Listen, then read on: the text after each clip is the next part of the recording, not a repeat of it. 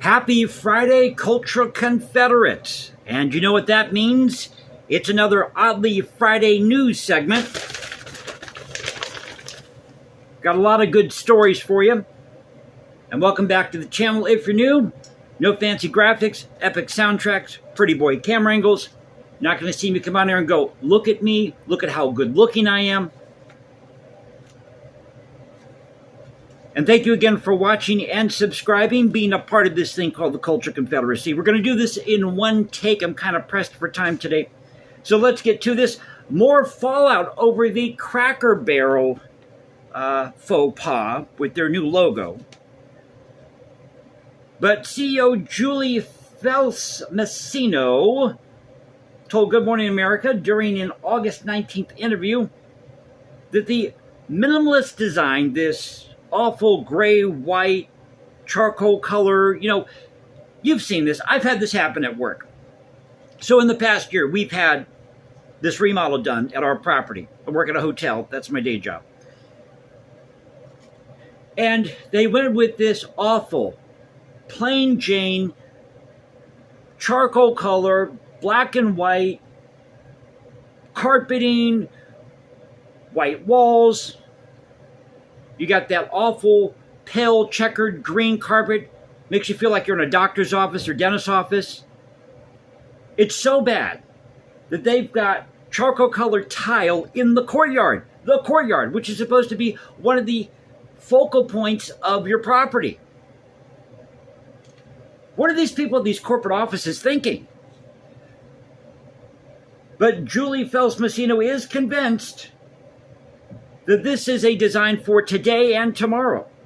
So what they've done is they've ditched the current logo, which has a man sitting in a chair next to the Cracker Barrel, and it's got the really beautiful, that orange kind of wavy design, that classic look that says Cracker Barrel in the shape of a cracker.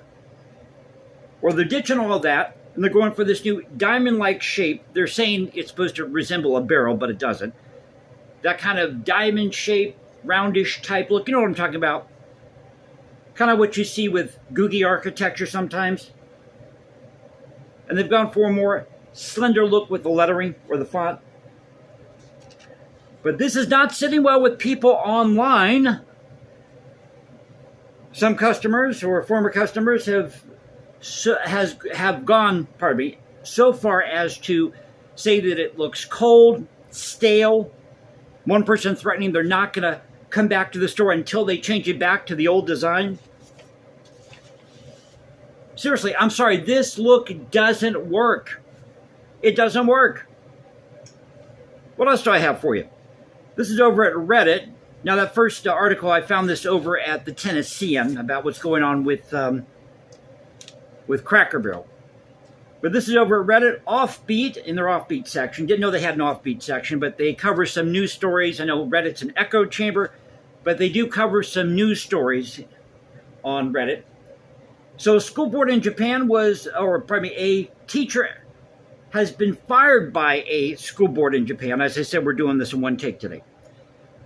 Earlier this month for working part-time in a convenience store, and they issued an apology to the students for quote-unquote emotional damage caused by knowing their teacher has a part-time job. Now that's funny.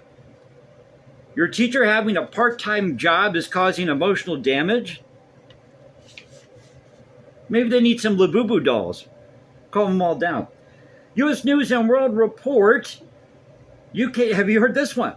So UK's top diplomat gets a warning for fishing without a license while casting a reel with VP J.D. Vance.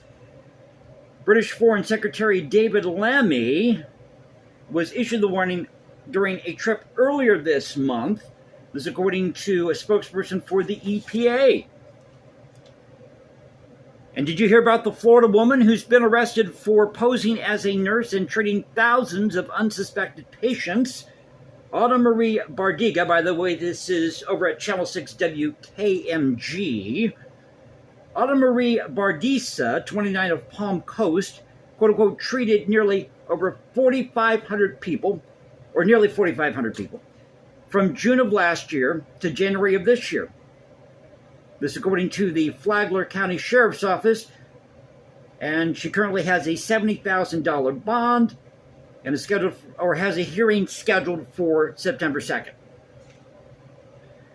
Now, she used another healthcare worker's license number and submitted false documents to carry out her scheme.